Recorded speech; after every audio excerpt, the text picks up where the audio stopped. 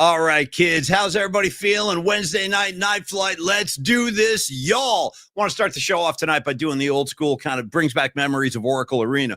Warriors! I got to tell you right now, man, that was my favorite Warrior game of the year. Fantastic freaking win down in San Antonio. And how odd, dude, there's a lot of odd stuff going on today. And I dig that. Like, I dig when the moon is in a weird place. And, you know, Tony, you aware of the Northern Lights are happening right now? Like, you can see that. I don't know if we can catch them here in California. They say there are 24 of the 50 states who will actually have a visual on the Northern Lights. Tony, I just like knowing it's happening. You know what I mean? There's like a God-made light show going on in the sky. Count me in for that every single time. Are you a Northern Lights guy, Tony?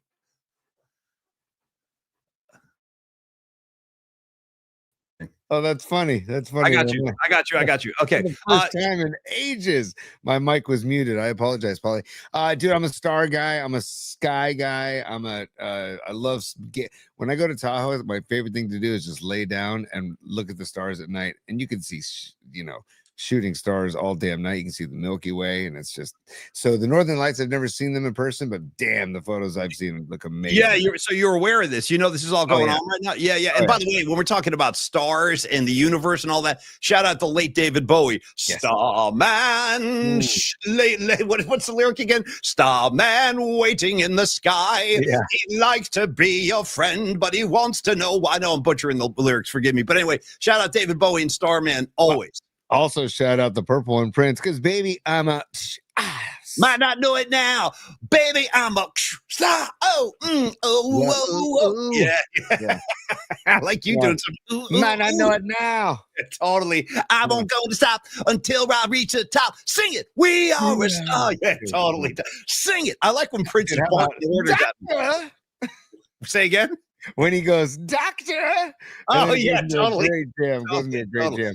That's a great jam, dude. Come on. By the way, you got that 1-2 punch. You got Baby I'm a Star into I Would Die for You. What a combo. And then he serves up Purple Rain to shut the whole thing down. I mean, shout out to Prince. What a gift, man. I think when we're in the old age home with blankets on our laps, sitting in wheelchairs, drinking like my dinner is going to be a milkshake. When those years finally come around, we're going to look at each other. We're going to be like, dude, I'm so glad I grew up when Prince was like releasing his greatest work. We did. We lucked out in terms of an era. We got the greatest 49er dynasty of all time, greatest music of the past 75 years. We're lucky kids. We really are. When all the smoke clears.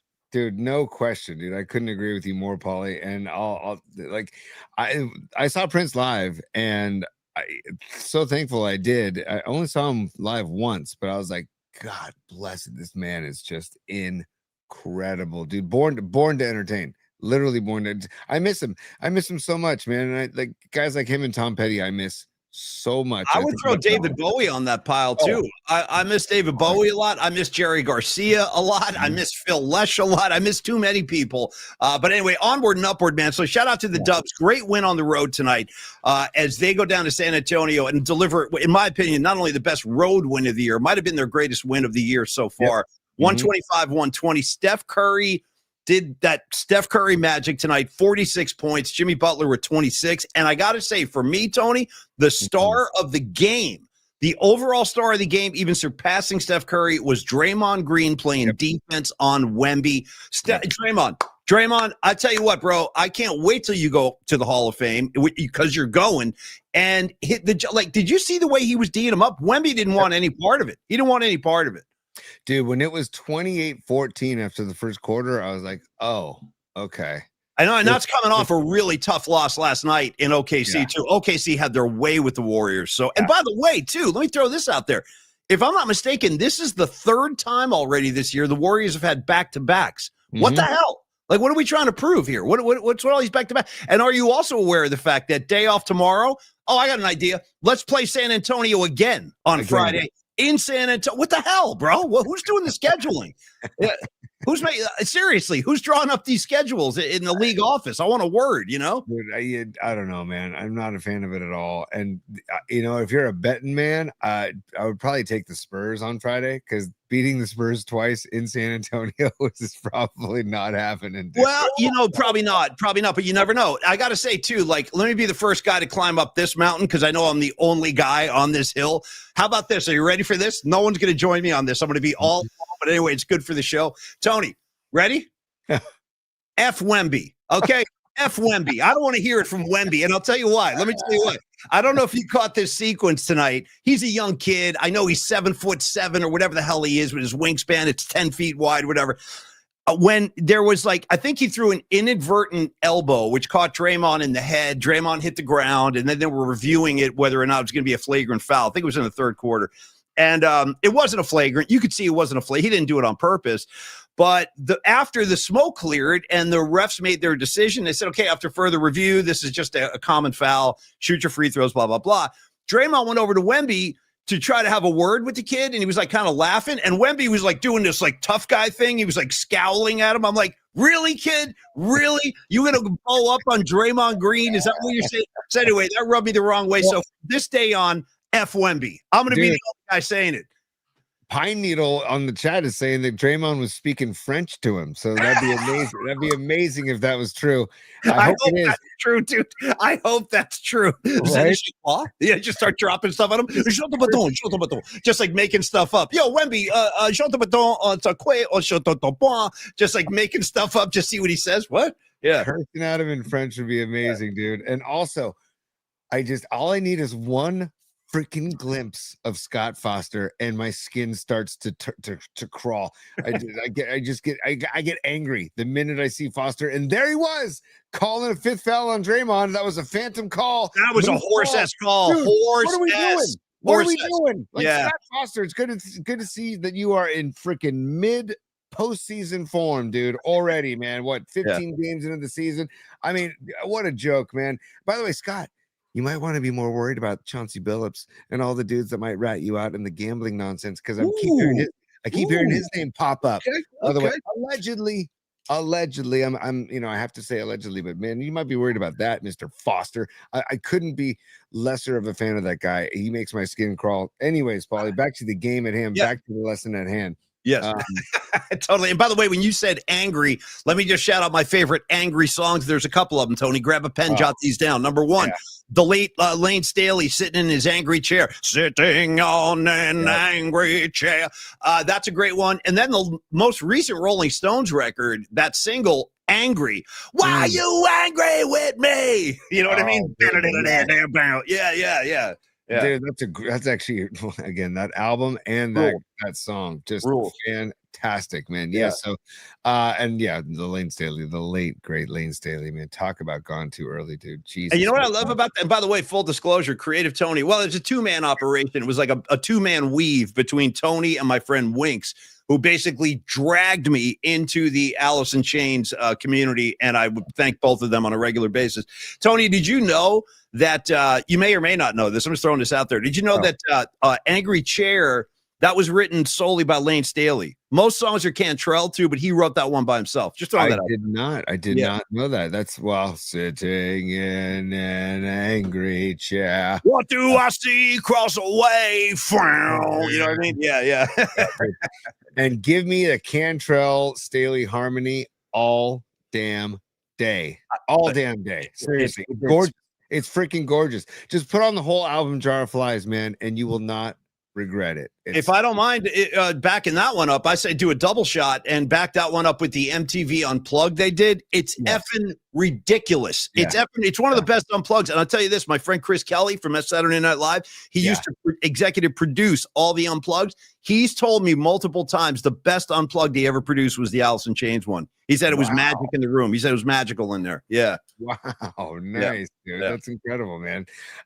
Dude, Paulie, I didn't mean to go on the angry tip of Scott Foster. No, I dragged us there. Us over there. But go ahead. Finish your thoughts about the game. And then we got announcements. We got a lot going on tonight. But let's finish talking about this game. You want to tip some caps here, Paulie? Of course, we got Curry, 22 points in the third quarter, goes off for 44. Just the guy's freaking. He ended with 46, actually. 46, sorry. Yeah. And then, dude, and then also Gary Payton, GP2, with 4 offensive boards in clutch moments, dude. And the offensive boards as a team.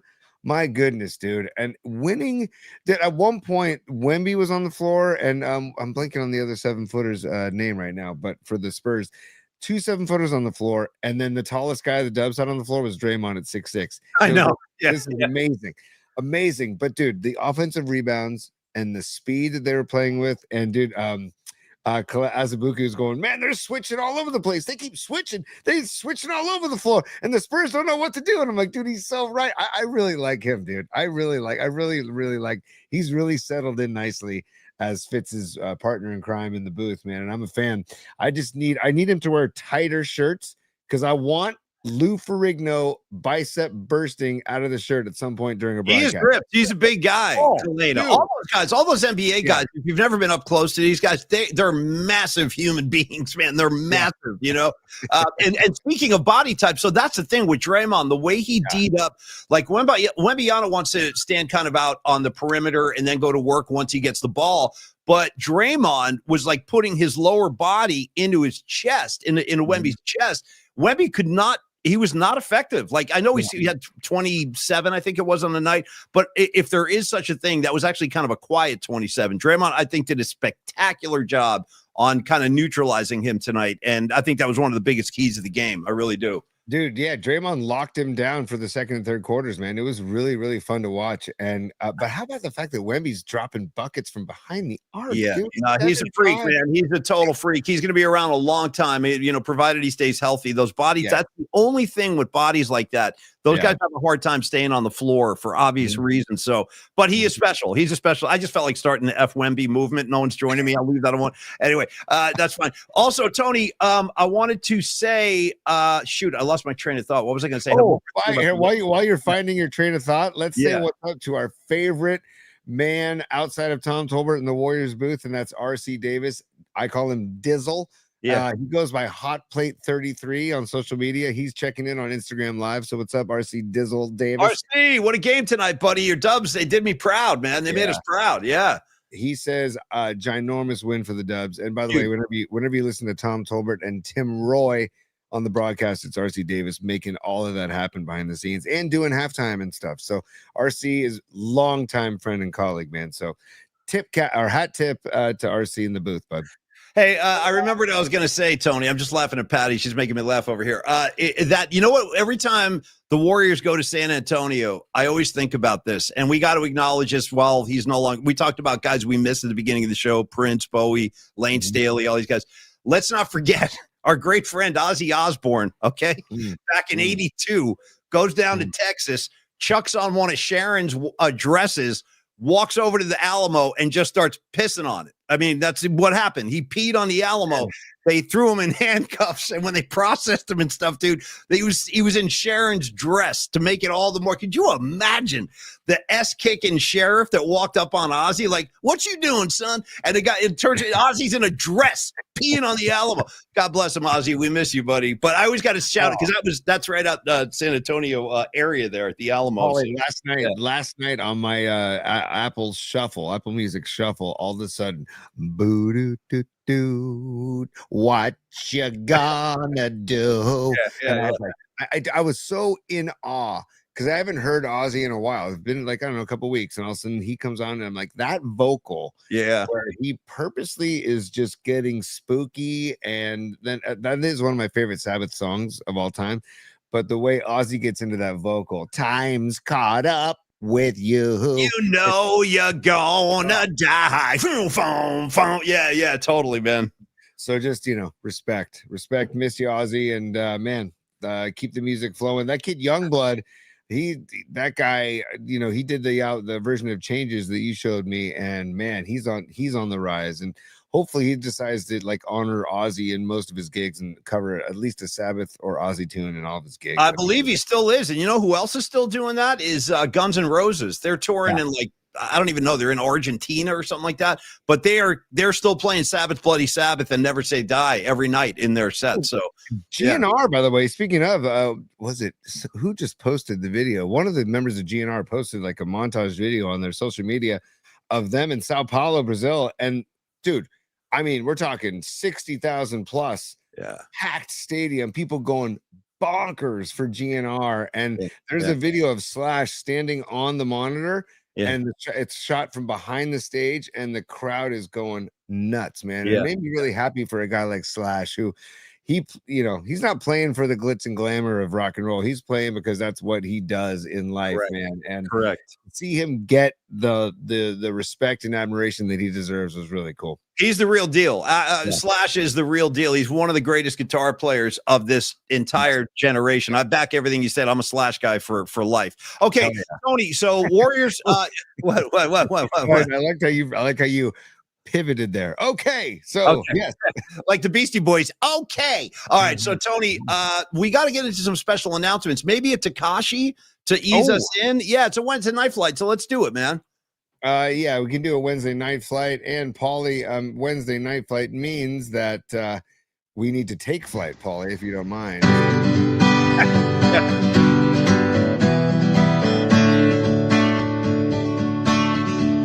Creative Tony, yeah, what you doing now? You got your little lead. Yeah, let's take a night reprieve. Gonna be some sweet sounds coming down on the night flight, on the night flight. This is your other home. Yeah, you know you're not alone.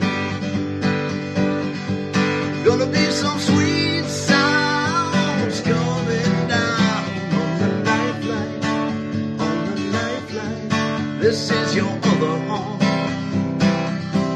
Yeah, you know you're not alone.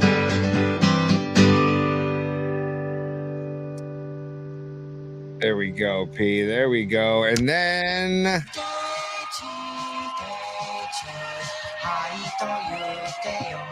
yeah.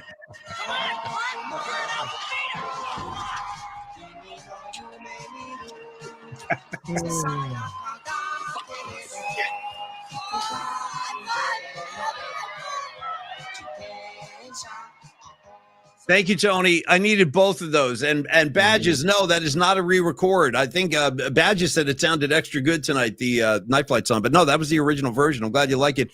Hey, Tony, speaking of these listeners, these great, well, they're not listeners. I guess they're viewers. I don't know what you call them anymore. With the audience, what do we do? The PMP Familia. And speaking of, I've got something to share. Right. Well, yeah, let me, let me share it real quick. Get loose, dude. I don't know where you're going, but get loose. I got this from Steve Bisecchio at the polyspot at Gmail inbox today, and I said, you know what, I gotta share it. But first, let me play a soundbite to set it up. Here we go. Pelican, play. Come on, Pelican. Yeah. Stevie B says, even when I'm on vacation in Santa Barbara, he's inspired by the PMP Familia. So he sent this in, Paulie. Stand by. Pelican, fly. Nice. Come on, Pelican. 100%. That's my guy, Stevie B. I'm telling you, Stevie B is gold. Okay. Stevie B is an untapped resource. We need to start drilling down into that. Because I think there's a lot more there. Do you get that vibe off of Stevie B? Yes, totally. One more time, Paulie. One more time. Here we go. This is in honor of, here's the original. Pelican, fly. Come on, Pelican. And then Stevie B on vacation in Santa Barbara, happened to see pelicans on the waterfront in Santa Barbara, and was inspired to take a video. Pelican, fly. Come on, Pelican. Not bad. Not bad. Come on, Pelican. Stevie B, we love you, buddy. And we love all of you guys. And big news for you guys. We're going to share it with you, Tony, right after we talk about Peralta Arts. Right after we talk about Peralta Arts. Let's handle some business right out of the gate, or 20 minutes in. It's 20 minutes in. We're going to handle our first part of the night. This is my good friend, Don Peralta, one of the guiding creative lights of the whole community, really, but our show in particular. Great guy. And Peralta Arts and Company is the place where graphic design, illustration, music, and pop culture all collide. Peralta Arts is a full spectrum creative studio specializing in bold graphics, vibrant illustration, and visual storytelling, carrying forward the spirit of legendary Bay Area artists. Now, we have big announcements tonight, Tony. We have the Pauly Mac and Friends poster from the gig we played. You're one of the, Tony, friends that was there. Yeah, right. And Dom made up a killer poster, like Fillmore style, and he had them at the gig, but they're now available if you want to grab one. I recommend you do that on the merch page. Tony, also, let's talk about American Adrenaline out of Santa Cruz and San Carlos. The second single has dropped, produced by Cliff Lowry. You can also get more information on that. So get over to the merch page and just feast your eyes on all the goodies that Dom is putting back into the community. And then I just want to remind everybody regarding Peralta Arts and Company, again, channeling pop culture, channeling music, bringing the energy of the Bay Area community into every project that Dom works on, the Peralta Arts crew. That includes logos, posters, fine arts, brand visuals, all of those things, celebrating Bay Area culture simultaneously. And again, we like to say this, your story, your event, your marketing campaign, whatever it is that you need visuals for, it deserves bold visuals. That's why you got to talk to my guy, Dom. Peralta Arts and Company will bring them to life with Bay Area soul. I know you got soul. Contact Peralta Arts at your leisure, and bring your next vision to life, Tony. Dominic at Stellar. Yeah, there's the poster. Thank you. Very nice. Dominic at Stellar.design. If you're watching the show, you can see the contact info scrolling at the bottom of your screen right there. So please do reach out. Talk to Dom. Let him go to work for you. 650-796-3144. And Dom, we thank you for your services, my son. You've done so much for us this year. And that kind of leads me to hold on, Paulie. To finish that real quick, I gotta say, man, Dom Peralta, it goes beyond just Peralta Arts and Company and Stellar Design. The man of Dom Peralta. Those of you who happen to catch us doing live tests today on social media, because we were trying to get the kinks out for the new StreamYard additions to their interface. Dom spent some of his own personal time out of his day, out of his Wednesday. He had no reason to do this except for just be a helpful guy.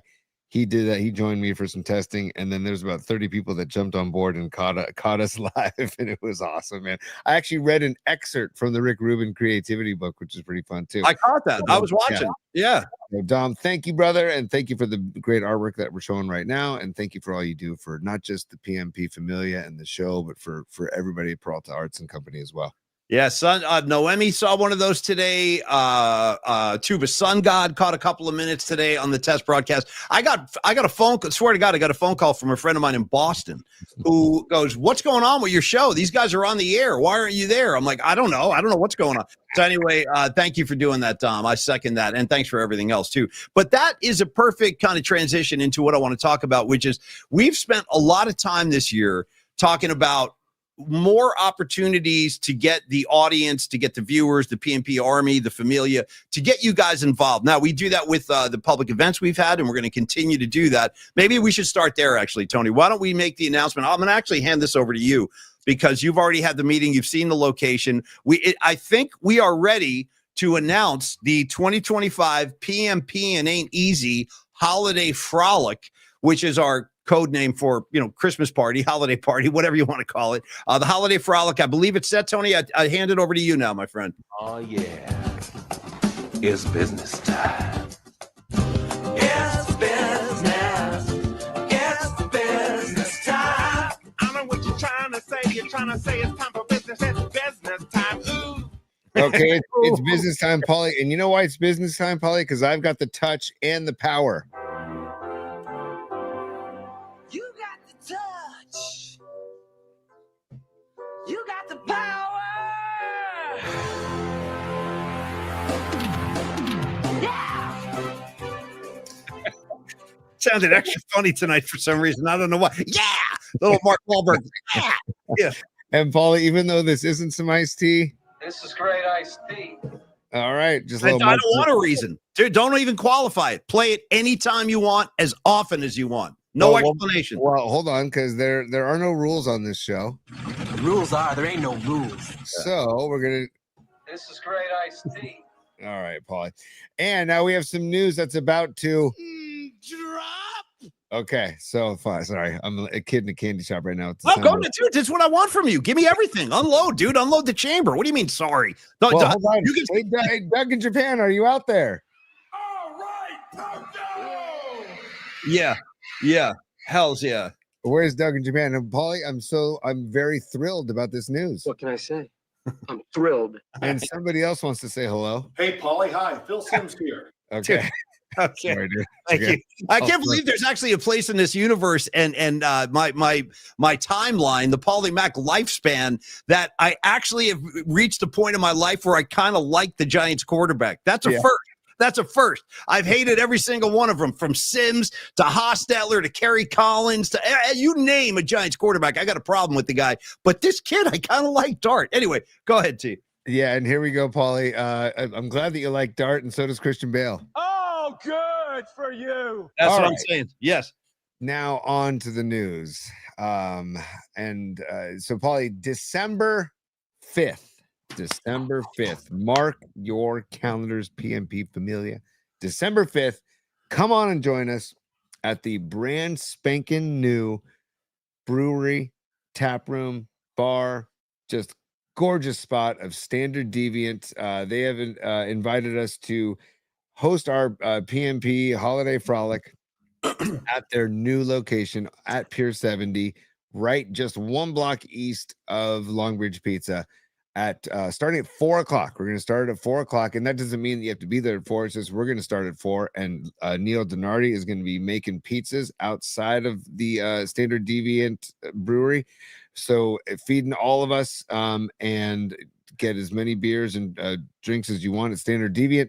And we're going to just start there at 4 o'clock, and we're going to start on a Friday at 4 and just go on, and then take the night away. Let the night take us away, basically. But we're going to start at 4 o'clock, December 5th. Standard Deviant. Thank you to Mark and Peter and I forget Paul. I think it's Paul. Thank you all for having us, and we're very excited for 4 o'clock Standard Deviant. This is their hat, by the way. I'm also drinking their beer, dude. This is called the Tree People, dude. The Tree People. Okay, the Tree People IPA. It's a delicious IPA, by the way. They have really good beers. Anyway, Standard Deviant Brewery. Their tap room is beautiful. Check it out online, and it's on the waterfront on the bay. It's kind of where the new mini spheres are going to go. So, if you just look at mini spheres and find your way, you'll be fine. Okay. Yeah, just look for the mini spheres that aren't there. You'll be fine. Tony, a couple of other things about this. I'm very much looking forward to it. Now, we should kind of qualify this, or clarify this is maybe the right word to use, is that there's no cover charge. We're not asking for any, right. You just show up. That's all there's really nothing more to this other than we just want to have a great party with you guys as a thank you for the year you guys have given us. I mean, it's been you guys, it's been the sponsors, and I'm telling you, we got big things coming down the pike in year 2. 2026 is going to be a big year. You'll see. But this first year, listen, it's a lot of work getting to show up and getting it moving and getting people to even know that you're out there doing a new show, which is the case for us. So it's our way of just putting everybody in and saying thank you, and let's have a good time. Let's have a couple of drinks and blow some steam off and just celebrate the holidays PMP style. And Rags is inquiring as to whether or not there will be an orgy tent set up next to the pizza wagon. Tony, can you confirm that? I don't know. I don't have that. I don't have those specifics. I don't know. Some things are better left unsaid. Let's just put it that way, and see where the night takes us, Paulie. The nighttime is the right time. I think Ray Charles said once. I saw the Stones cover that. I saw the Rolling Stones cover that at the time was Pac Bell Park. Anyway, with your friend Max, by the way. I was a night I was out there with Maxie. Yeah. Also, Kevin Dubrow and Quiet Riot saying let's party all night. You're damn right they did. Yes. And Eddie Murphy said that his girl likes to party all the time. So. Right. We're gonna, and then Lionel Richie said we're gonna party all night long. So Fiesta forever. Come on then, sing along. Yeah. Dude, Sambalita Setimo Cha. Hey, Jumbo. We might be breaking that one out. Actually, we might be breaking that one out at the Holiday Frolic. So please do come on by. We'll continue to talk about it and promote it and stuff. But all you got to do is show up. That's all we're asking you to do. Yeah. And we're very much looking forward to that. All right. To break up, unless you have anything else on the Holiday Frolic that I'm forgetting. No, just come one, come all, dance in your holiday best. I saw Fareed, aka Robot Centaur, was asking about holiday robes. Damn, dude, wear your holiday robes. I might wear the pizza cape. Wear the pizza cape to wear whatever you want. I mean, if you want to get dressed up, go for it. I kind of feel like we should have a formal event. I don't know why I'm saying that, but I do. But if you want to wear the pelican cape, the pizza cape, you go right ahead and do that. We've been looking forward to that big time.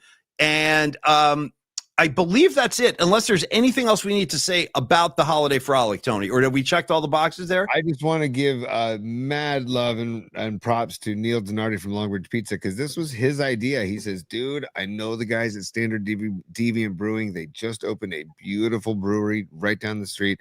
Let's go check it out and see what you guys think. I think it'd be a great spot for the holiday party. And then we walk over there. We're just like, oh, damn, this is perfect. It's perfect. It's beautiful. So, and lots of outdoor areas to go for little walks, Paulie. If you you know me, I like to hang on the sidewalk. I do that a lot. You'll see. The odds are I'll be spending a good chunk of time on the sidewalk at this event too. Yeah. If you want to join me, come one, come all to the Midnight Ball, man. We'll be out there. I'm a big sidewalk guy. This time we're going to pull Tony into the sidewalk session too. He ain't getting away. He's not getting away. Yeah, there's a couple other rumors. Dave McLean is a fantastic brewmaker in San Francisco for decades. Had the brewery Magnolia Brewery on Haight and Masonic. He is a brewmaker in Marin County now, and he is in. They're making a collaborative beer with Standard Deviant that they're going to try to release on December 5th. We'll see what happens. It all depends on how everything ages in the brewing process, and then also. Word on the street, Paulie, just on the street. Go ahead. There's so much going on right now. I know. Go ahead. Give me the word on the street. What are the streets? You and I might strum a few tunes, maybe. I'm happy to do it. I'll bring my guitar. I would just say bring your amp and bring your bass, and I'll do the same. And whatever happens. Your toes are still tapping. You know what I'm saying? Oh, by the way, dude, let me interrupt this important broadcast for a not so important side note, but I know you'll love this, Tony. Go. Right now, I am reading the new Cameron Crowe book, which is phenomenal. It's freaking phenomenal. I recommend it to everybody. It's basically his life story. This is the kid they made the movie about, Almost Famous. And dude, there's a chapter in there on his encounters with Led Zeppelin, Tony, when he was 16. Okay, 16. He spent ready for this? He spent a year and a half with David Bowie from 73 to almost 75. David Bowie just kept inviting him. Cameron, grab your notebook and come with me. He said, Ronnie Wood's hanging out, dude. He said Bowie and Ronnie Wood would be up for like 3-4 days at a clip. And the stories are incredible. But check this out. Cameron Crowe is saying in the book, it's called The Uncool. Highly recommend it if you like Cameron Crowe, you like music. He calls himself uncool throughout the book, and here's why. One night, he was getting rejected by another girl. There's a series of rejections in the book. Cameron Crowe's having a really hard time getting a girlfriend. So Glenn Frey of the Eagles experienced, or I guess witnessed, this girl rejecting Cameron Crowe. And the Eagles were starting when Cameron Crowe was starting. So they were like lifelong friends for real. Yeah. Like Cameron Crowe and Glenn Frey were friends until when he passed away. But dude, check this out. This is mind blowing. When the girl rejected Cameron Crowe at the Eagles show backstage, Glenn Frey came over, threw his arm around him. And dude, that whole Mike Damone, whatever happens, your toes are still tapping. Then you have the attitude. That's all Glenn Frey. He said that's what Glenn Frey was saying to him, and he put that in the movie for Mike Damone. But he said, you know what your problem is, Cameron? You don't have the attitude. And Cameron Crowe's like, well, what's the attitude? And he's like, the attitude is you don't care whether she's interested. He kind of did the whole speech, and he goes, whatever happens, your toes are still tapping. And then he goes, and Cameron, never forget, if she can't smell your qualifications, you move on. So Yeah, all of that stuff was It's Glenn Glenn Fry quotes. Fry. Isn't that incredible? Yeah, That's incredible, dude. yeah, yeah. I mean, Cameron Crowe, you know what? Pass that book on to me. Can I get, you know what, Paulie? I need like a library card. I'll check it out from your house. And then if you have a stamp the date that I borrow it from you, and then I'll make sure to give it back to you. But let me know when you finish that because I'd love to read it. And we can do a book swap. I'll give you Tony Iommi's book. Okay. We'll do a book How is swap. that, by the way? I haven't started it. So, Okay, well, let me know. Let me know when you open it up someday. Look forward to it. Yeah. By the way, and I see Steve Bisecchio on the chat raving about Dave McLean, the brewmaster of San Francisco. Hell yes, he's a San Francisco brewery and brewmaster royalty. Little fun fact about Dave McLean, those who know him, big deadhead, Paul. You know Dave. He sponsored my first radio show in college called Set Break, and it was a jam band music show that I did on Sundays before DJ Rob B's show Beat Sauce. So we had Sundays. It was my show with Mike Powers called Set Break that Dave McLean and Magnolia Brew Pub sponsored. So, dude, I go way back with Dave. Cannot wait to see him on December 5th and see all y'all on December 5th, 4 p.m. and be there, be square. And it's going to be a hell of a good time. Okay. Sorry, Tony. A couple of other quick messages to relay, and then we're going to get into announcement number 2 because we got 2 of them tonight. So the other thing is when we were talking about the holiday frolic and like what people should wear. What do you got, T? I saw you got something. Well, I was going to say, if you said we have 2. Utah, give me 2. 100%. Hey, give me another one, actually. Give me 2. Give me 2s. And by the way, there's a God damn it. Utah, give me 2. Thank I you. saw an incredible. Todd Spence on social media posted a video of Busey being interviewed by 2 Swedish dudes. I saw it. He sprays him with the hose. I put it in bookmarks. Tony, it's in bookmarks. I saw that. I laughed my A off. I was like, oh my God. He's like spraying them nonstop, spraying them with the hose. Yeah. He's like, now this right here is the Pacific Ocean. Turns around, just sprays him with a hose. Yeah. Repeatedly. Dude, how about when he takes the pasta and he's like, the pasta with the dish? Out of his mind. Out of it. We got to get Busey on this show, dude. We got to get a hold of Busey. Does anybody know Gary Busey? Let us know. No, it's Tony. We might need to go to bookmarks tonight just to share it because it's money, dude. Spraying these kids. Tony, I've always had this weird thing with Gary Busey. I don't know. So when I was talking about the holiday frolic, I looked at the board and I saw a bunch of comments about like dress code, like what people want to wear. And we were saying you could wear the cape, you could wear a suit, you can wear a dress, whatever you want to wear. And first thing I saw was Patty from Napa said, how about a bikini? Okay. Nice. So Patty's getting spicy. Well, you wear a bikini? Go ahead. I'm not going to stop you. And then I saw Scarlet Fire, the great Scarlet Fire. She said, what about this? You ready for this idea, bro? She goes, how about we all come dressed as our favorite PMPer? Think about it. I like that. I like that. It's up to you. Again, I'm not enforcing any rules, man. The rules are there ain't no hum daddies. Jake over here going, I'll wear chaps. Good. Beautiful. Good. Beautiful. Jake, they bet put a tassel over the ass, dude. That's all I request is tassel over the ass of your chaps. And then Rag says he's gonna show up in a diaper. So that's nice. fine. Please do. Yeah. Baby New Year. He can be our baby New Year this year. Baby Rags as we count down to the 2026. All right. Hey, so, Paulie, can I just say, but before announcement number 2, I just want to give people a roadmap. We're also going to talk about Brock Purdy later in the show. We got to talk about Tony Vitello's new hire, and we got to revisit the Dubs. Those 3 things we got to do before the end of the show. And we have announcement number 2. Oh, I do want to show. Actually, we can do it in bookmarks because Emmanuel Classe and Luis Ortiz, there's something in bookmarks for them too. So we can go to bookmarks after all that as well. I think those guys are actually betting on this show tonight, like how long it's going to go. They got action on our show. Like, is it going to go an hour and 10? They're taking action on this. What's the matter with these guys? Dude, they're pro ball players. You really need to be making bets? I don't get it. Betting on single pitches, dude, on one pitch, a ball or a strike. It's insane. It's just insanity, how much man. money could you win on a bet like that? Honestly, what's the maximum amount you could win on whether a pitch is a ball? That's absurdity. I don't know what the odds makers were making it at, but I think that it was like $5 to $7 grand a pitch that like he could bet, and he would just, purposely, intentionally throw a ball in the dirt, like throw a slider in the dirt. And then it's a funny story. On May 28th of this year, was it this year or maybe last year? Classe comes in the 9th inning to start the 9th, and I guess he bet on the first pitch that he would throw, and he told the bookie or whoever, I'll throw it in the dirt. So he throws a slider in the dirt, and Pages from the Dodgers swings at it, dude. and so he lost the bet. Nice. So, That's what you get. That's what you get. Stop being a jackass, dude. You're making a Major League Baseball salary. You don't need to be making it's so brutal. prop bets on pitches. So I know. stupid.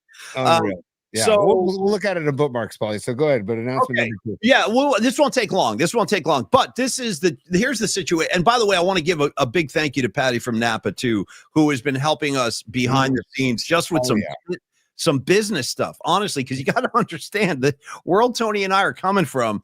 We were not in those meetings and if we were, it was because we were getting yelled at about something. That's it. It wasn't like they were strategizing with us or anything. The only time we got called into the big conference room is when we did something wrong. So my point is, we're not polished businessmen. Our business acumen leaves a lot to be desired. However, Patty has been helping us with a variety of things behind the scene. And we were talking to Patty. Dude, by the way, sorry, Paulie, real quick. The way Patty runs a meeting, I want her to run my household. I want her to come in and say, Dom, Liv, this is what's cooking for today. Today we're going to do this. And if it's not done, I don't want to see you or hear from you. And here's your reference spreadsheet. Go. Yeah. Go. Like, I'm talking color coordinated. We got different categories. Here's the other thing about Patty. I don't know if you caught this today, dude. There was like a veiled threat today. She threatened us. Did you catch that? And I liked it. I like when people like get forceful with me. I do.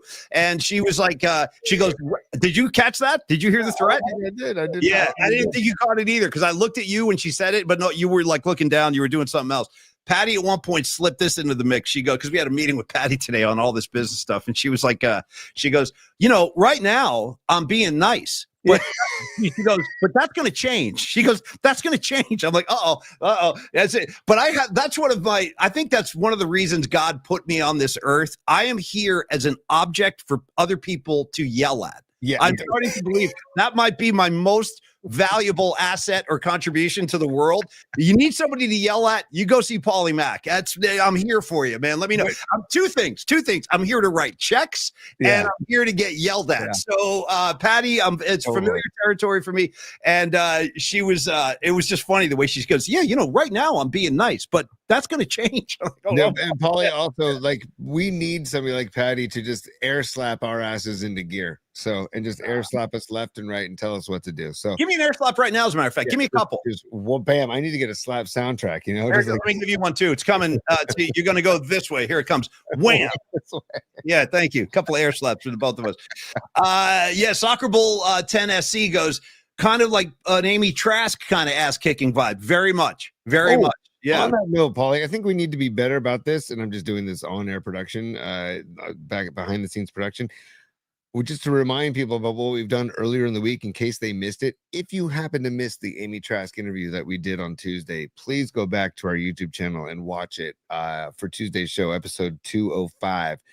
She's fantastic. It's a fantastic conversation. And she's not just talking about football and she's not just talking about the Raiders and Al Davis. She's talking about what needs to happen in the world and what we can all do as people to make the world a better place. It's an fantastic 38 minute conversation with Amy. So if you missed it, go back there and check it out. I'm going to repost it over the weekend as well, Paulie. Good. And I don't want to embarrass her on the show by singing her praise. She doesn't like that. A lot of successful people don't like being complimented, and I kind of respect that actually. But let me just tell you this in 10 seconds. When Murph and I, because Amy Trask would invite us to Raiders camp every year. We would go up to Napa. And again, we were the 49er flagship, but Murph and I agreed that, hey, the Raiders, this is NFL football, man.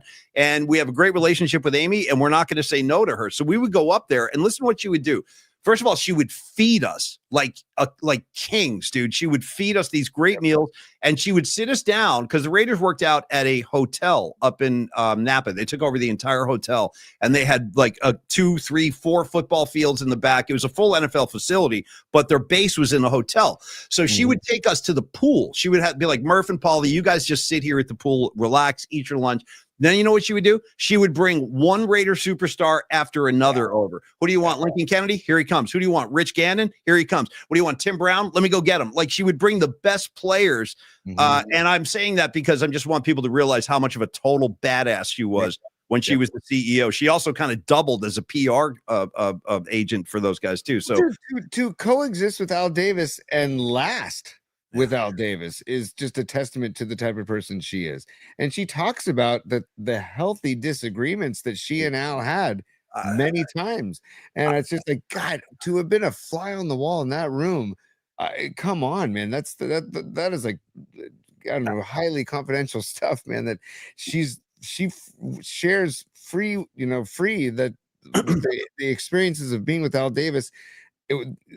She loves him. The way she speaks with him is just with total admiration and respect for the way he treated her and the chance that he gave her, and the way he, I don't know, what he did for the NFL and what he did for the Raiders. It's pretty amazing stuff. I like to think, Tony, that the most successful people always have somebody around to call BS on them when that is needed. And Amy did. And I think I'm not kidding when I say this. I think that reminded me of my relationship with Tony Salvador, the old boss of KNBR and all the radio stations, because there was a couple of times where I actually push back against him, which is probably a stupid move at the time, but I was passionate. I'm like, no, Tony, that's not right. We got to do this. We got to do that. And I don't think he liked it, but in a way, I think he did. I do. I think that like he gained some respect for me from that. And Tony does that for me. If I'm full of crap, Tony, I keep him as close as possible. So he will tell me, dude, what are you doing? Like, but everybody, I think you have to have that. There's a lot of value in having somebody at your side who's going to say like, no, man, you can't be doing that.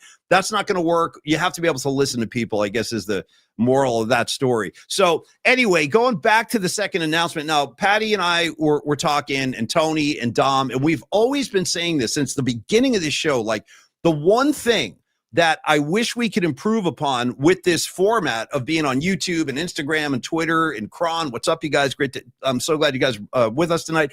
But we miss interacting with the audience during the show. Like, Tony and I were always big on that.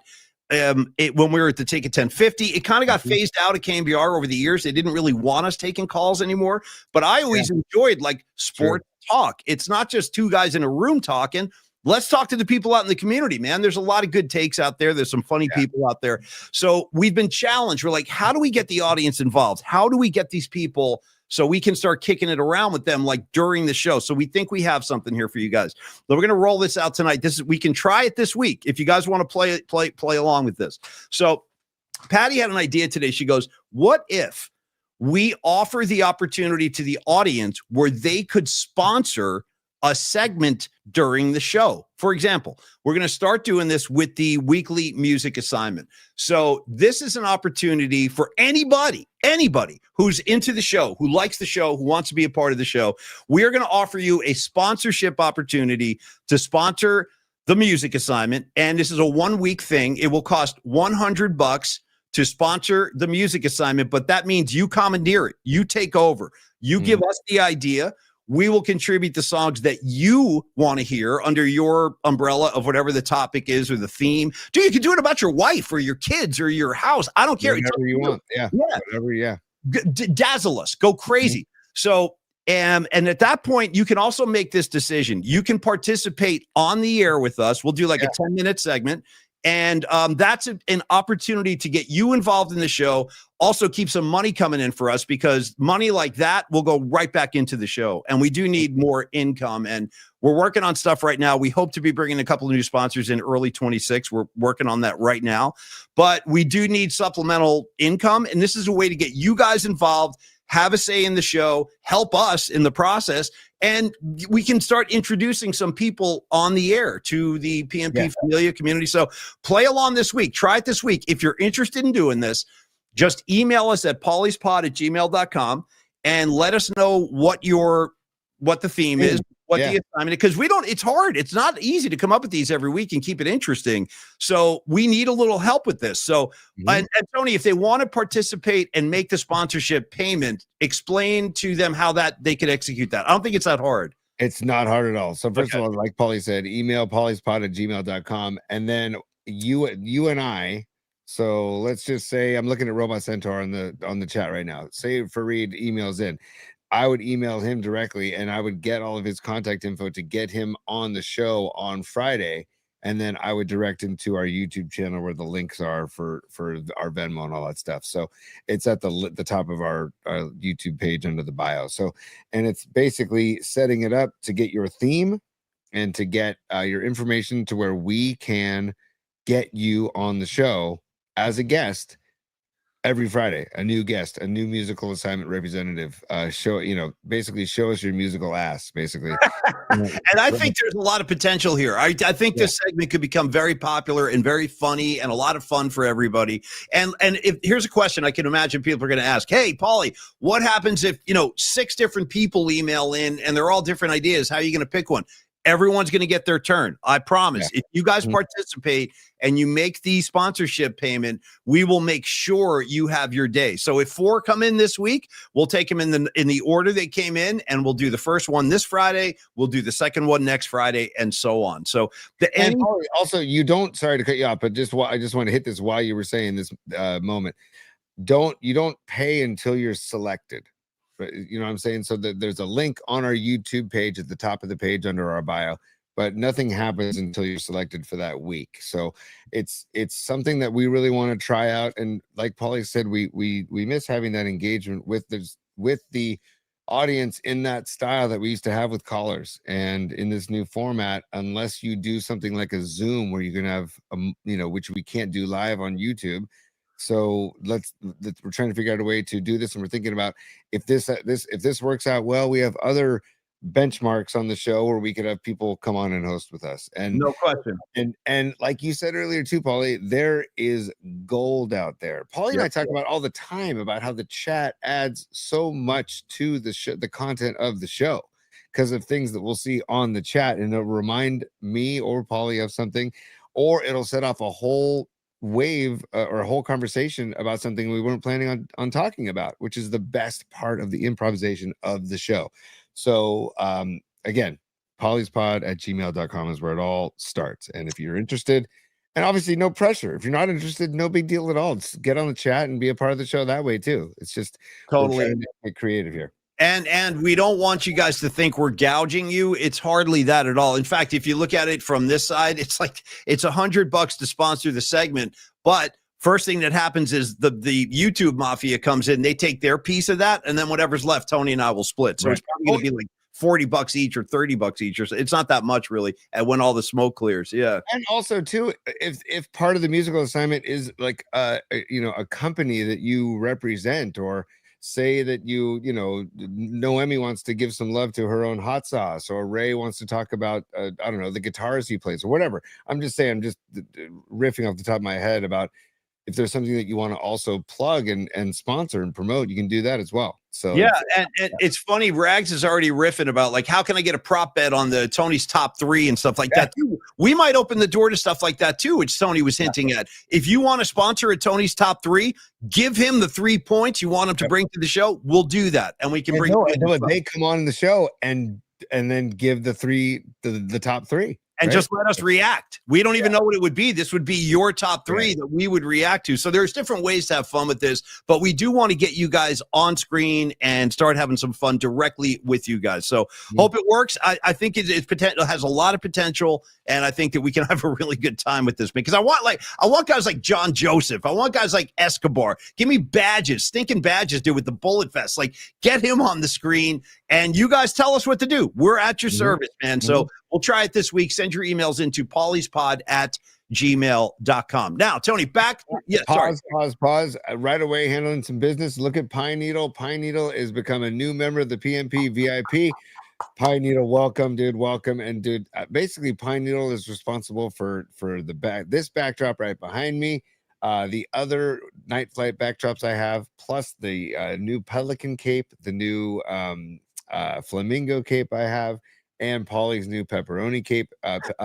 Pine Needle, when my kids are out of school for winter break, for the Christmas break, one of my chores for them is we're going to take because Pine Needle gave me 2 rolls of sticky wallpaper that I'm going to buy plywood and make more backdrops on plywood using this wallpaper that basically takes us back to the White Lotus set of Thailand. So Pine Needle, thank you so much, brother. I still like this one is my favorite. The one you have up with the mushrooms. It's very Allman Brothers. You got a waterfall. It's very tropical and vibey. You know what I mean? I dig that one the best. I really do.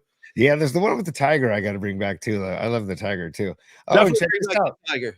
Let's welcome Jeffrey Dunster as a new YouTube PMP VIP. Yeah, Jeffrey, welcome aboard. Thank you, brother. And I'm trying to see what's on the profile pic. Maybe it looks like it's one of his kids, maybe.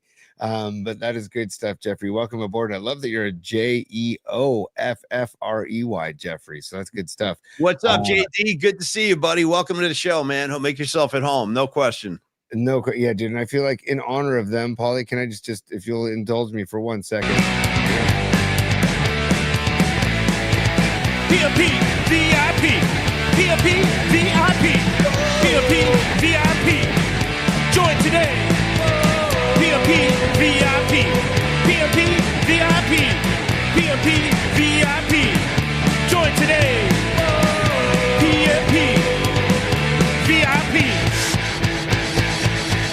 And don't forget to like and subscribe.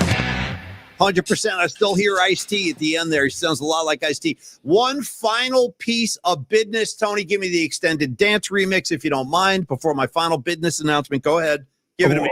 Wait, Trying to do what trying to say it's business time. Ooh, give it to me. Yeah. Sorry. It's business. It's business time. I know what you're trying to say. You're trying to say it's time for business. It's business time. Ooh. Okay, thank you. I need that, dude. I need that as often as possible. And by the way, at the holiday frolic, I want you to brush up on that bass line, dude, because I'll be coming. We need to do a quick rendition of business time if we do play at the party, which I'm totally open to doing. All right. Business. I know. It stays in your head like a bastard, dude. I walk around the house going, I know what you're trying to say. It's business time. Ooh. Nobody knows what I'm talking about. Then I get yelled at. All right. Anyway. Also, just a tease, we're going to play at the end of tonight's show. Let's just tease it. Business hours are over, baby. That'll be at the end of the Christmas party. I'll say the party's over. And I love one more time on the pronunciation of over. There's no R here. Give it to me. Business hours are over, baby. It's business time. Oh, totally, dude. Dude, how about that into Help on the Way by the Grateful Dead? Same kind of anyway, Tony, final piece of business. I do want to check this box. I like hockey. You like hockey. Who we kidding? Let's bring Ted Ramey onto the show Friday to talk some San Jose Sharks hockey. They're off to a nice start. Macklin Celebrini is lighting us up. And we probably don't do enough hockey stuff on the show, but we'll give it to you as we can. So Ted Ramey, one of the great Shark voices, he will join us. And he is great, dude. I'm so happy for Ted. He's another one of our KNBR friends. And I got to tell you, watching him kind of ascend in the media, local media kind of game, I'm so happy for him and I'm so proud of him. And he's so damn good at what he does. And he's like a Sharks black belt. So all you Sharks fans, tune in Friday. We'll have a good rap with Rames. My love affair with Ted Ramey runs deep and long, Paulie, because I love seriously, and he's another member of the Bald Mafia. So I love Ted, and also he still hires me to do voiceover work for him on Shark stuff. Like he has this thing called Morning Tide that he does, where I do all the voiceover and stuff. And just last week, he texted me, said, "Hey, can you do some lines for me?" I was like, "Dude, you rule for just coming my way." And then he also just rules because he by the way, Quake Soccer too. Get him going on Quake Soccer because he's the voice of Quake Soccer as well. Or get him going on U2. Bro, you bring up the topic of U2. Ask the Hum Daddies. We did a roundtable, bro, about U2. And there's talk of another roundtable coming up soon, actually. They want Tony this time, too. Tony's a big star, though. It's hard to nail him down. But I know that he's very elusive. You know what I mean? I'll talk to my people. You're going to have to have my agent deal with that. Stuff like that. I know they want Rod Brooks, too. But anyway, Hum Daddies, we're at your service, man. Let us know when you have the topic. We'll be ready. And also, what's up, Jeff Faust? Good to see you tonight, kid. Jeff Faust. Dude, Faust, come December 5th. Faust, get to Standard Deviant Brewing, dude. We talked about our holiday frolic happening. We might have to have Jeff Faust bring his freaking actually, you'll have your base, so we'll but Jeff could bring his little the ukulele bass. Yeah. Dude, the crazy thing about that bass Jeff plays, he plays a bass like this big. It's like looks like a ukulele. That thing sounds great in front of, like, if you're out in the crowd, it sounds really good, that bass. It sounds great too. And you know what, Jeff, you're saving your back. I get it, because those Fender precision basses and those bass guitars are they're thick lumber, man. So like Paulie asked, like, where's your base the other night? And I go, dude, my thing is so heavy, dude. I'm gonna use Drutzi's and I'm gonna sit down and play. So but that thing is butter. That koa wood base is butter. So The bring one your that butter. you talk about Fausty, or you talking about Yeah. Drutzy? Well, both of them. Yeah. Both of them. So and those two need to meet each other as well. Drutzy and Oh, Fausty. totally. Yeah, you do need to meet. They do need to meet. Two great bass players will have a lot to talk. Actually, that's three with you. It's a three, dude. You guys can have like a three-way bass jam on stage if it comes to that. Dude, hold on a second. I'm gonna give this for Faust. Okay, Paul, we got a sports flash music flash here from the sports music desk. Dude, so the Freestone Peaches have a gig on 12/6, it sounds like, in Felton, which is a great place. So if we can get Faust to come in on Friday the 12th, maybe we just kidnap him for the weekend. Say, come to the city on the 5th. Oh, I'm sure the band would love that. I'm sure the Peaches would love that. Where the hell is Faust? Paulie's got him tied up to a chair at Deviant Brewing, so he can't make it. Yeah. No, that's Friday. That's Friday the 5th. He has a gig on the 6th. I'm saying, so come to the city on the 5th and then go down south to Felton for the 6th. You have a great weekend. And PM Piers, go see the Freestone Peaches on Saturday. Felton. As crazy as this sounds, because Faust is on the board right now riffing about, he's saying, how about a three-way bass off? Bro, let me tell you something, dude. I saw this happen twice. I saw Phil Lesh and Mike Gordon go toe-to-toe with nobody else on stage. It's the most unusual thing, like in your head. You're like, how can that work? How can that be good? It did.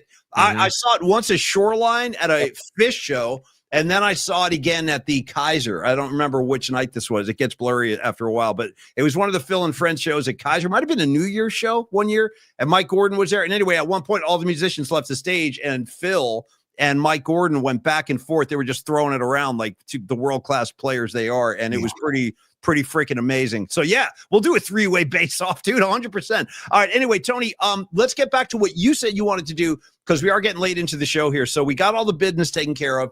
Let's get back to any other thoughts on the Warrior game before we proceed to Niners. Win of the year, dude. The Spurs were 5-0 at home before that game. And the Dubs were, I think, winless on the road, right? Yeah, they've been having a real tough time on the road. They've had some, and again, the night before, again, these guys, I mean, Draymond is 36, Steph is 37. Playing back-to-backs on the road is not that easy. But both of those guys, because I heard the coaches wanted to rest Draymond tonight, and he was like, no, I'm playing. And by the way, did you notice who was missing in the second half tonight? Well, based on the press conferences, or the not the press conference, but basically the post-game media conference by Draymond and Jimmy Butler last night. I didn't see Draymond, but I saw Butler last night, and he was alluding to guys needing to play harder. Did you interpret that as Kuminga? I did. Okay. I did. And you know what? If it's getting to that, then hey, dude, Kuminga, you better wake the F up, dude. Like, you got guys like Draymond who are shutting down a 7'5" stud on a back-to-back. That better be an inspiration to you, Kuminga, to give it your all, and to Draymond, to address your personal agenda, right? So, and to make sure that your personal agenda matches the agenda of the team. And now again, Draymond did not call him out by name, but I'm pretty sure he was talking about him. And to come out after that, and to then have Kuminga not be a factor, and still the Dubs still give the Spurs their first home loss. And dude, the score is not indicative of how much they kicked their ass in the second half and in the fourth quarter. Because they were up by 9 or 11, and then all of a sudden, the clocks. There was the longest last minute of the game. I mean, that last minute took like a half an hour. So I know that was absurd. The Spurs with the foul every time the Warriors had the ball. I mean, cut the crap. It's a loss, you guys. Let's go home. What are you doing? I thought that was kind of petty, personally. But anyway, yeah. Oh, dude, but Moody, my guy Moody, was from behind the arc again, dude. Like, I think he had 4 threes. Let me double check. No. Yeah, he had 17 points. He had a nice night, Moody. And dude, just like we talked about him a lot. He had 5 threes. Sorry, he was 5 for 10 from 3.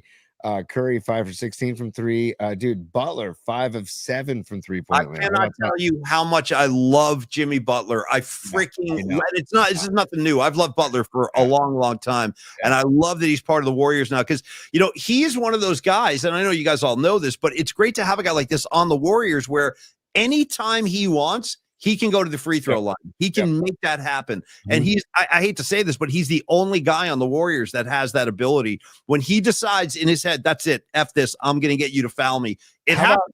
Dude, how about Butler can get a whistle anytime, but dude, at the end of the game, the Spurs are trying mightily to foul Steph, and they're still not calling it. It's Did like, you see the big cut on Steph's neck tonight? Yeah, it was like somebody took a knife to his neck, dude. I don't get it. He's the greatest superstar in NBA history that the referees offer zero protection to. Zero. Bro, Zero. you look at LeBron James the wrong way, they're blowing a whistle. They're blowing the whistle, and he's also throwing himself on the floor to make sure, because he's a flopper, lay flop, as we like to call him. Well, did you hear that he's working out with the G League now? He's working out with the G League. I did. You know what this is? This is an extended load management session. That's what this is in disguise. He's fine. He's just an old man, and he's trying to preserve his energy. Tony, it's his sciatica, Paulie. It's his sciatica. It's acting up. So. Hey, man, back to the Kuminga thing for a second. I saw Gravy post this when we were talking about Kuminga. He goes, Kuminga will be traded this year. I agree. And here's the thing, man. I don't know. I don't know this for sure, but there's a lot of evidence to this point that I get the feeling that Steve Kerr does not. I don't think he likes Kuminga. I don't. I think I think you're right, Paulie. Dude, your buddy Rags just got me. Just says load management. Yeah, Rags. I mean, you want to elaborate on that? Actually, don't. No, don't. Don't, because next thing you know, the octopus will get involved, or one potato, two potatoes. The reverse, I apologize. That's very unprofessional of me. That totally. Forget about the reverse. Yeah, the reverse. Who does that? The reverse. Come on. Rags does. That's who. But what do you think about that? I think you might be onto something, because the type of player Steve Kerr was, he'll admit to the cows come home that he wasn't blessed with like over the top God-given talent. He had to work for everything that he got. Yeah. And so he worked not 110%. You know my thoughts on that. He worked 100% all the time. He gave maximum effort all the time. And when he sees guys who have this natural raw talent like Kuminga, and they don't give their all the time, that would piss me off too. So I'm wondering if that's part of the deal, where it's like, you have got this natural talent that you can't waste it. Don't waste it. Put the work in. If you match the work with this talent, you could be unstoppable, but you got to do both. You look at a player like Trace Jackson Davis, who I really like, by the way. I really like that kid, and I like it when he's on the floor. I think he's a smart player. I love his body type. He's big. He's strong. He's got a good basketball IQ. That guy sometimes sits on the bench for days at a time with very few minutes on the floor. But when Steve Kerr calls his name, he's always ready to play. There's no BS. He's all business on the floor, and I love all those qualities. And I feel like Kuminga is perhaps in a suspended state of, I don't know, He's got like an exaggerated sense of himself. He still has a lot to learn about NBA basketball. I would think, Paulie, agreed. And I would think down the road, older Kuminga is going to look back and be like, dude, I played with one of the greatest players in the history of the game, and I did not give it my all. You know what I mean? Like that would be a major, major, major regret. So it's like, dude, come on, man. You have an opportunity here. Seize the opportunity. He's surrounded by champions too. Draymond Green, Steph Curry, GP2 has a ring. Al Horford has a ring. Jimmy Butler's been to the finals plenty of times. Like, there are seasoned Hall of Fame guys all around him. And if he can't learn, like, your time is going to come, dude. But like you said, you got to put the work in. You can't have an attitude. And I think that's partly why we didn't see him really in the second half tonight. Your time is gonna come. Sorry. You just got me there, Paulie, with this. Cheating. That's all you seem to do. Yeah. top five Zeppelin for me right there. Really? Okay. Oh, it's just the gorgeous Zeppelin. But Paulie, if you took the spirit and the mentality and the passion of a Pat Spencer and injected that into Kuminga, you would have an immediate all-star. You really would. You really would, because of the work ethic. And I'm not at practice, so I don't know, man, what goes down. But based on what has happened last year and what is happening now, and when you guys go in public without saying his name, but basically speaking to him publicly, that's not good. And it was about defense. I saw Butler going, some guys on this team need to start putting more energy into their defense. Like, I was like, I wonder who he's talking about. Yep, exactly. It ain't about you, Kuminga. It's not about you. There are other things going on here. Stevie B's a super, Tony. Let's give him some Let's love go. here. And this is a good time to transition to the red. Whoops, sorry. What's up, Stinging Badgers? This is a good opportunity to shift to Stevie B to the Niner talk, because he said Okay. 49ers effort is huge, but why aren't we playing rookies like Nick Martin, Watkins, and letting it rip? 2025 is a house. Oh, 2025 is house money. Yeah. Jawan, question mark. Luke Gifford, why not going to be here? Shanny, too stubborn. Go Madden mode. Nice. Dude, the Nick Martin thing is interesting. I'd like to see Nick Martin out on the field for sure. I think we all would. Yeah. Yeah. And don't get me started. Are you just trying to provoke me, Stevie B, about Jawan Jennings? Are you trying to get me going? Trying to get us going about Jawan? Because I will. Because I've had, if tomorrow Kyle said, you know what? We're moving Jawan to the depth chart third string. I would actually celebrate. I would celebrate, because maybe something might rattle him and shake him up. Because, dude, he had a major the false start called on him in the first quarter on Sunday. How about the fumble when we finally started moving the ball? What did he do? He catches the ball and immediately fumbles the ball and gives it back to the Rams. So no, there's a huge drops. He had a major drop in the first possession, Paul. He had a major drop. You don't go 3 and out. He had a major drop in that. And then also he had the false start in the second possession, and then the fumble in the third possession. So it's like, dude, come on, man. And you want a bag? You want more dough? Like, what are you doing? Like, can we get an update on Pearsall, by the way? Like, are we ever going to see him? I think he was back at practice today, but I don't think it's been determined whether or not he's going to play. I saw him on the practice field today. We'll see. By the way, Noemi, you are throwing a deep quote there. Noemi is quoting Jim Harbaugh on the Murph and Max show. Actually, I didn't really have much to do with this. This was all Murph, dude. Murph was poking him and poking him and poking him.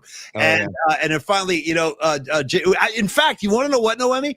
I think that was the last installment of the Jim Harbaugh show before he left town, and we didn't see him again for a couple of years. We did see him at a Super Bowl, though, and he was super cool to us. But hey, go ahead. Murph was just giving it to him. And then finally Harbaugh stopped, and it was like a pause, and he goes, yeah, I think you're trying to provoke now. And he basically hung up on us. And that was Murph just doing the reporter thing that he does, and Harbaugh did not take kindly to it. But was it your show that he said it's a bunch of jive, what did jive turkey? Don't be a jive turkey. Yeah, he said, don't be a jive turkey. And the jive, it's a jive turkey by a bunch of jive turkey gobblers or whatever. It's like, dude, this guy's out of his mind. By the way, the shots of him on, was that Sunday Night Football? The Chargers were Sunday Night Football. Yeah. Chargers, Steel. No, not who did they play on Sunday night? They played Steelers. Okay, yeah. And the Chargers took care of business, but all the shots they would show of Harbaugh, and he's wearing those glasses, and his eyes he are looks all nuts. He looks nuts, dude. He's out of his mind. Yeah, he looks out of his mind. He looks insane, and it's like, you know what? But you know what? I want more of it. More of it. And he's always wearing those big, he's got a huge ass and those khaki pants. Have you noticed the size of Harbaugh's ass? It's gigantic. It's huge. Yeah, it's bigger. It's too big for his body. I don't know where he got that ass, but Harbaugh's got a big ass on him. I want to say, you were saying, you know who I want to see more of, by the way? I want more Robinson Jr. Give me more Robinson. Get him in the freaking mix. Give McCaffrey a spell and show the defenses some different looks. I think there's something to that. Different guys carrying the rock. I got to say, Paulie, I'm nervous about Sunday with Purdy. Today he had aggressive limited practice. That's what Kyle Shanahan called I'm getting burnt out on this whole thing. I'm getting burnt out on the whole I'm not divulging anything. I have not talked to anybody at the team. I really haven't, but I have a feeling Purdy's going to play this week. I think it kind of feels that way. Yeah. Well, and also the Cardinals are depleted too. They've got injuries as well. I don't trust them though, Tony. I still don't trust them. I don't. Marvin Harrison is out this week, so that's big. And but if he, I'm just nervous that because the O-line is not exactly stout. So at least Purdy is mobile, but he's mobile when he's healthy. Yeah, is his toe healthy?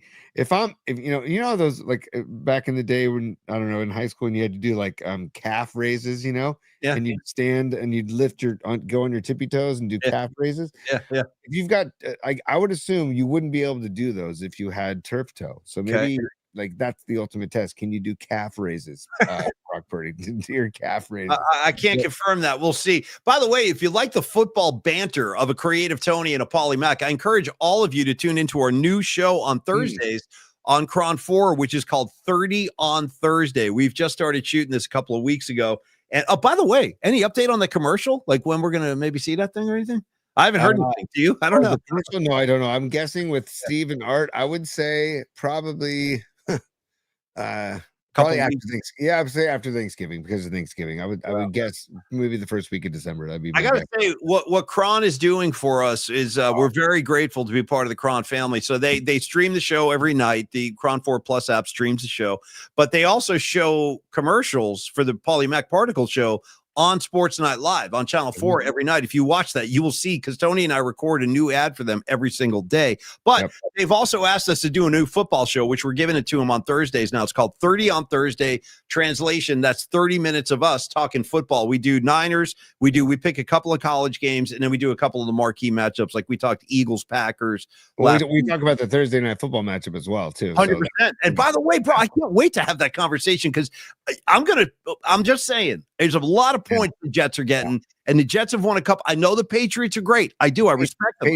Well, we can talk about this tomorrow, but probably the Patriots are going to crush. Are they going to crush them by 14? There's a good chance. Okay. All right. I'm just saying, it's a lot of points now.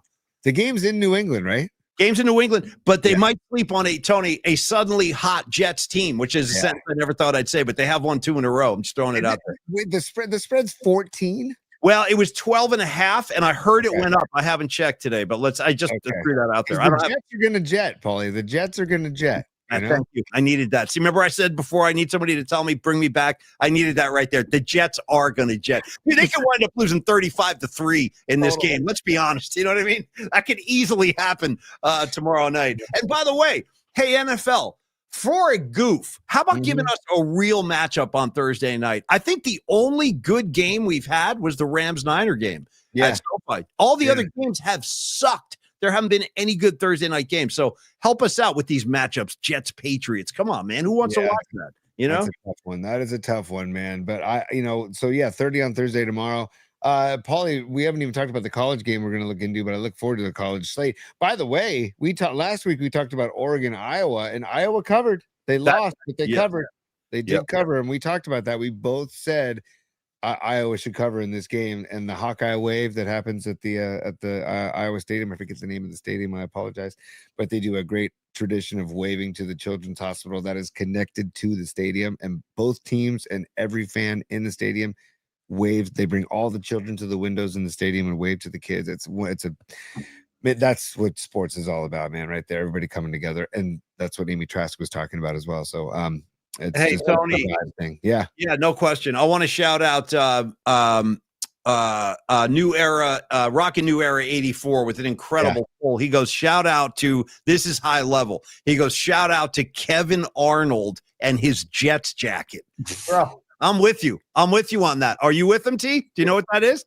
God, I have to be reminded. That was the Wonder Years. Remember that show? Yes, thank you. Yes, I knew Kevin Arnold. Yes. The little kid. By the way, the great rumor that was always going around was Kevin Arnold's best friend on the show, whose name I forget, the guy with the glasses.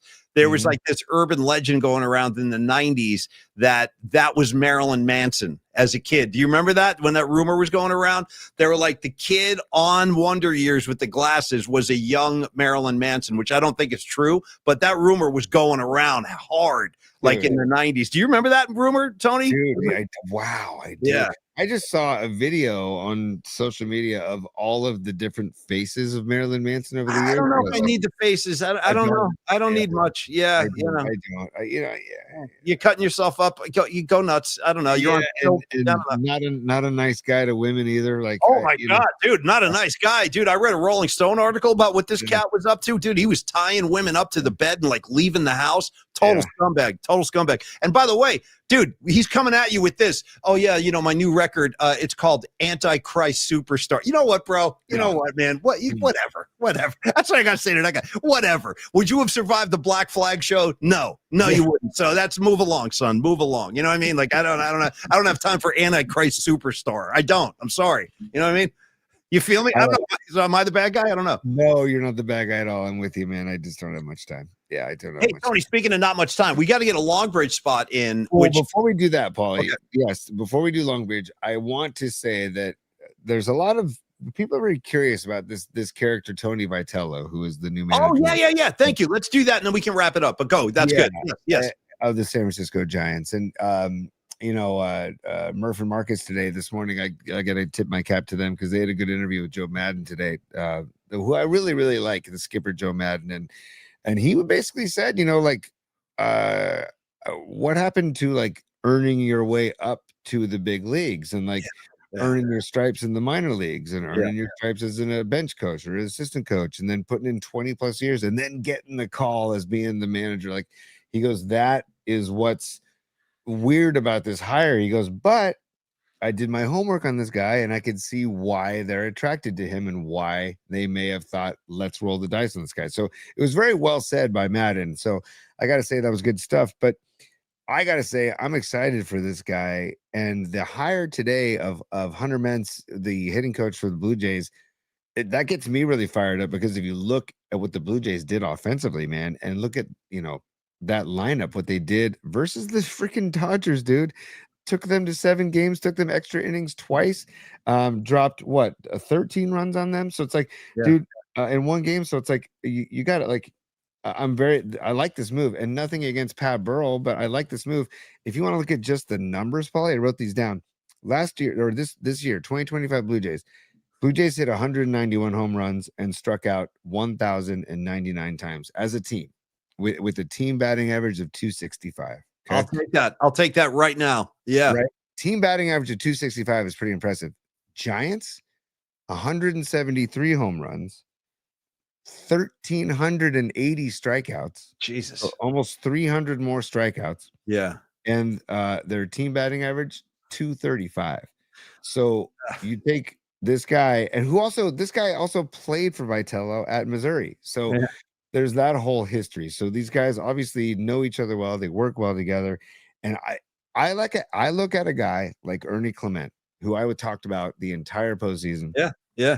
And if this guy, Hunter Mentz, had anything to do with Ernie Clement's approach at the plate or Vlad Guerrero's approaching getting inside the baseball, then I want this guy immediately. And I think it was Aaron Kask who said on the chat earlier something. He says, I know it's only November, but I'm excited for Giants baseball come springtime. And I'm with you because it's a new era starting, and it's an unprecedented era, dude. So it's good stuff. And also one last stat, we talked about how like the Giants left a lot of runners on base all season long. That was like their favorite thing to do: get guys on and leave them on, and then and they could never get that clutch hit.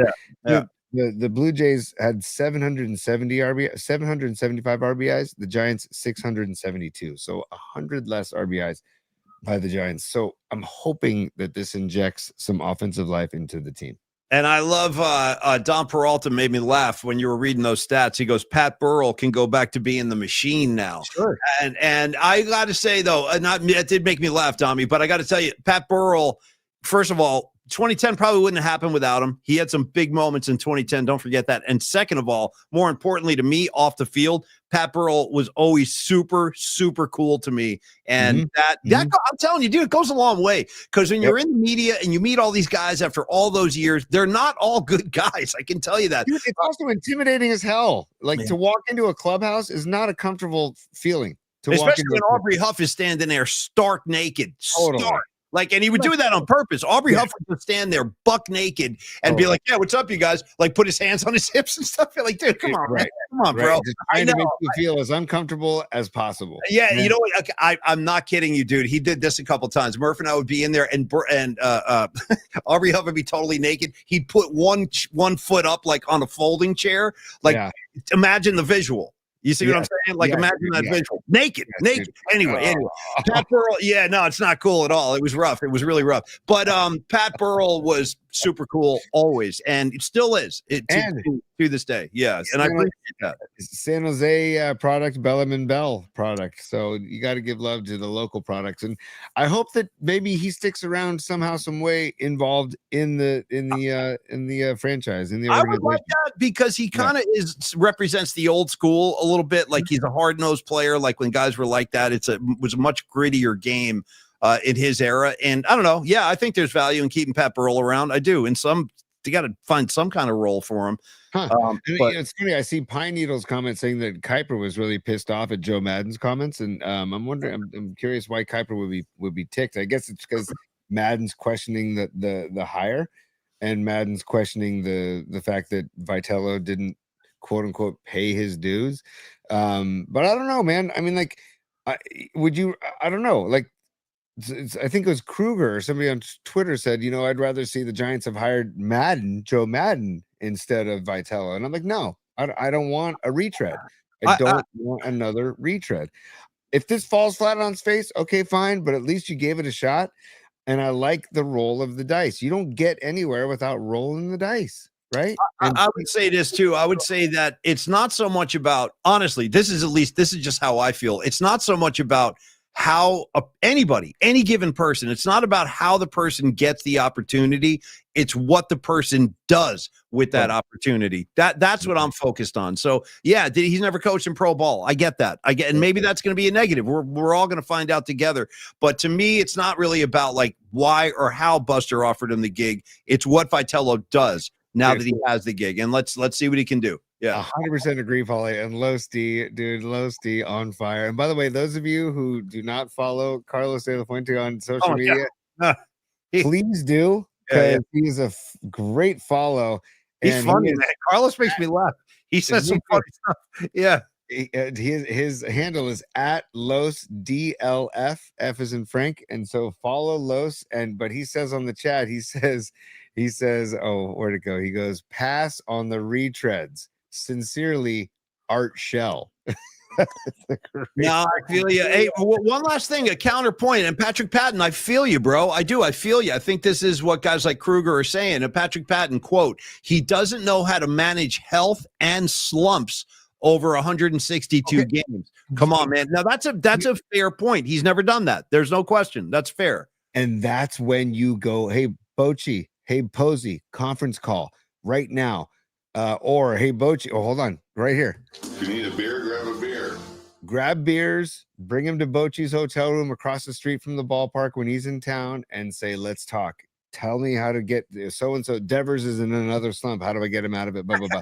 Devers, yeah. Dad, why'd you pick him? Yeah. He was in a long slump. That's true. Yeah. He became a Giant and immediately entered a massive slump, and that was ugly, dude. Ugly stuff. But that's why he's gonna surround himself, or he already is, or Buster is gonna make sure that he's surrounded by people that have been there and done that. You know what I'm saying, Paulie? I do. And you see how much fun like we're having with you guys tonight. That's why we want you on the effing show. So again, we're going to end the show in a minute here. I want to do a long bridge spot, but I do want to say, for those of you, the opportunity is there for all of y'all. If you want to sponsor the musical assignment, email your concept into pauliespod@gmail.com, and we'll start doing that this week. Yeah. Yes. And Paulie, before we get to Long Bridge, I want to share this because I saw this, and again, we have months and months before Giants baseball, but the stove is hot. The hot stove league is going to start up pretty soon.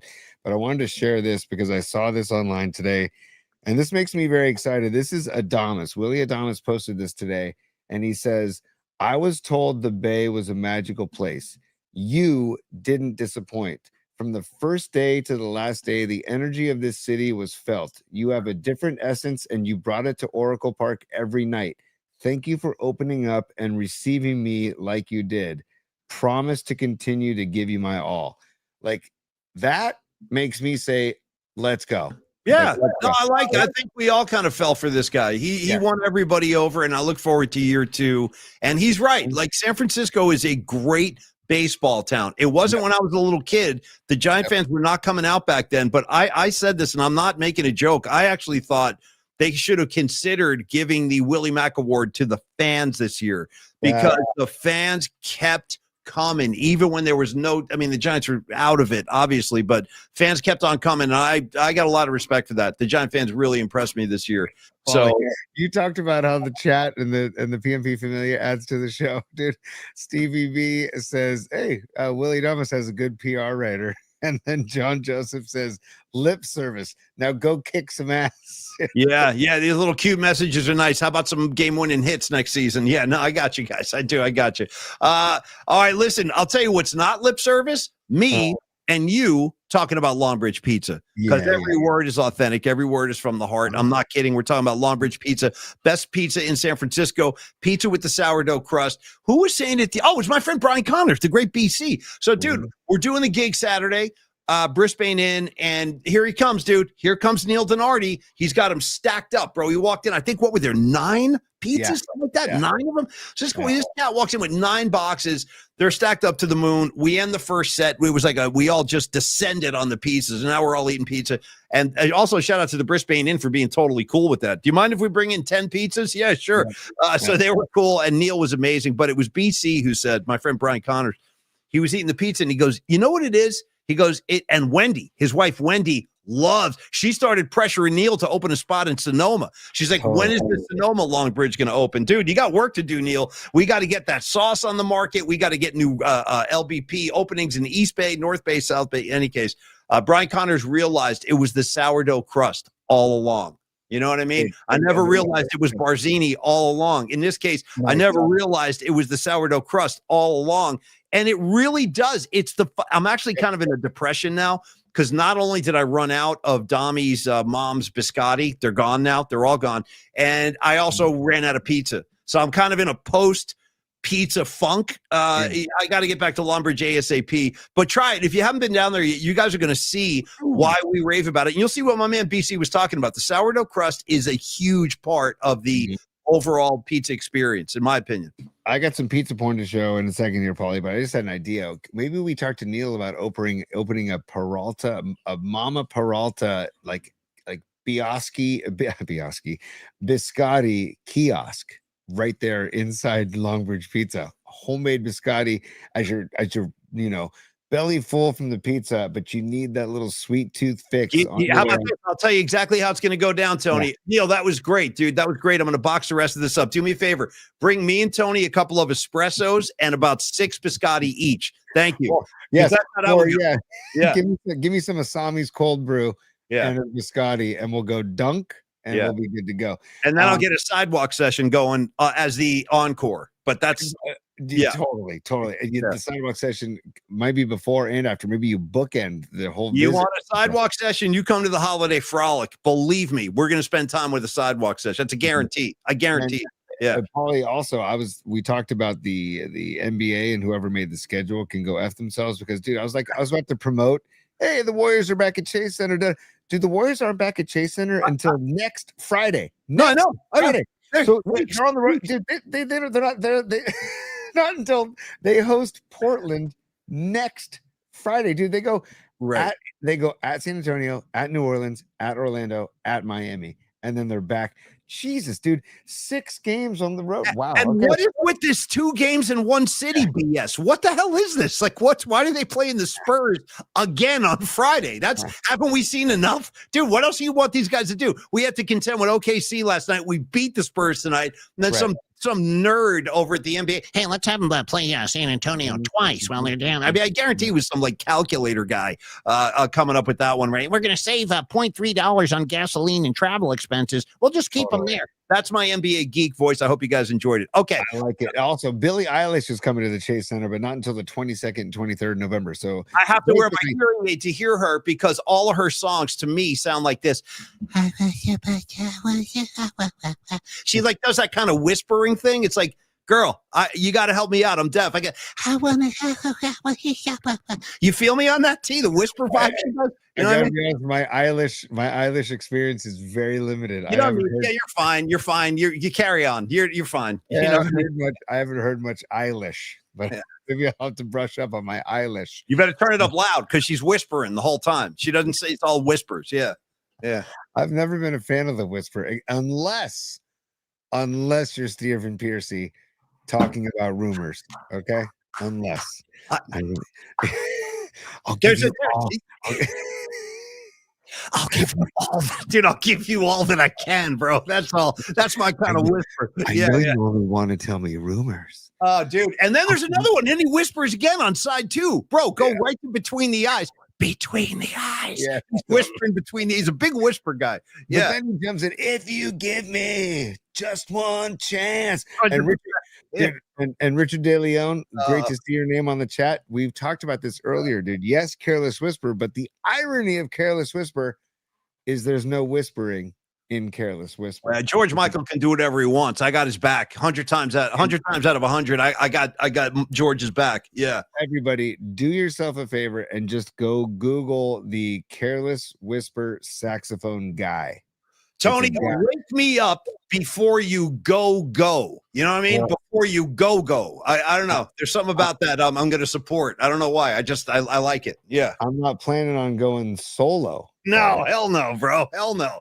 By the way, can you finish the Neil spot, please? We're still in the middle of a Longbridge pizza spot, Tony. You said you were going to show video. Go to video. Come on, I man. was looking for the Careless Whisper sax. We got to do that tomorrow, and we also got to do Gary Busey spraying the guys interviewing him tomorrow. We'll bring that on tomorrow. It's just too late. Yeah. You made me promises. We promise to do bookmarks tomorrow. Okay. Shout out Pat Benatar. Promises in the dark, Tony. Promises in the blank and dark. Yeah. Yeah. Here, let's go. Just some pizza porn for everybody because Yeah. That's what I'm waiting for. Tomorrow at Longbridge Pizza, it's Detroit style deep dish. There it is, right there. The Detroit style. They call them the squares. Look at that. The Detroit style square pizzas on Thursdays. And let's give them the schedule again, Paulie. They're closed Mondays. Look at that. Look at the crispy crust. The burnt cheese on the sides, man. It's all about the burnt cheese on the sides. But Tuesdays is the smack stack and the why do I always blank on the cheesesteak, Paulie? The chopped cheese. Chopped cheese, thank you. The chopped cheese, and then gabagool and chicken parm on Wednesdays. And Neil's working up another type of chicken sandwich that he's trying to figure out. And then Thursdays is the squares, the Detroit styles that you're seeing right there, the pizza porn you're seeing right there. And then any day you can get the great pizzas and great beer and wine right there at Longbridge Pizza. And go to longbridgepizza.com and order online or order ahead, and then come in and pick up, and you will not regret it.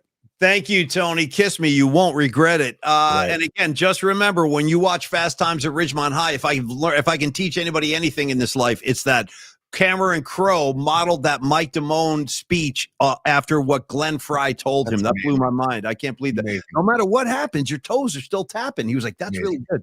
Yeah. Amazing. So anyway, isn't that something? Yeah. It's amazing. Paulie, on the way out, I'm gonna how we started the show. We're gonna end the show. It's this. Pelican fly. Come on, Pelican. And then Stevie B from Santa Barbara. Pelican fly. Come on, Pelican. It's not bad, Stevie B. That's not bad. We got to go deeper, me and Stevie B. So do you, Tony. You need a sidewalk session with Stevie B like I had. And maybe Humdinger will bring the bong, okay? Because last time we're all hanging out like gentlemen, all of a sudden a bong is produced. I'm like, whoa, right there on the street. There was a bong. I'm just telling you what happened. Yeah. I love that. And if we ever are lucky enough to be in the presence of sweet Mad Hatter, who lives in Central Oregon near Eugene, Oregon, if he ever were to bring the leg bong to an event, I feel like it's almost like we all line up down the street and we just all partake in the leg bong. From the sweet Mad Hatter. Think about how much smoke can fit in that thing, though. You knock yourself out for a few days. You take a rip off a leg bong. But anyway, Sweet Mad Hatter, we love you, buddy. Dami, Noemi, Stevie B, Patty from Napa, Phil Dawson, Little J. What's up, Little J?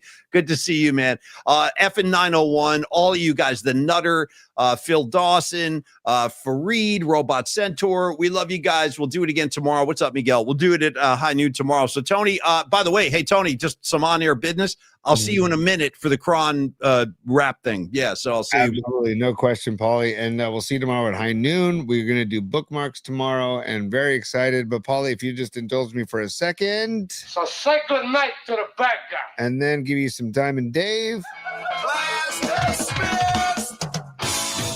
And then Business hours are over, baby. It's business. It's business time. Ooh, that's nice, dude. Nice. It's like the same ending as Help on the Way. Schwabap, flabap. That's nice, dude. That's nice. All right, everybody have a great night. Go Dubs. We'll see him again in San Antonio on Friday. Maybe Kaminga can go pee on the Alamo like Ozzy, just to like reset his calibration or something like that, his brain. Anyway, you guys have a great night, everybody. We will be back tomorrow, high noon. Be there or be a freaking square. Get your sponsorship ideas in to pauliespod@gmail.com if you want to sponsor the music segment. We'll see you there on Friday. Tony, adios, amigos, and amigas. We'll see you guys tomorrow. Cheers, y'all. Also, mark your calendars, December 5th, the PMP Holiday Frolic at Standard Deviant's brand new brewery on Pier 70 in San Francisco, 4 p.m. December 5th. We'll see you tomorrow at high noon, and we'll see you December 5th. Peace, y'all.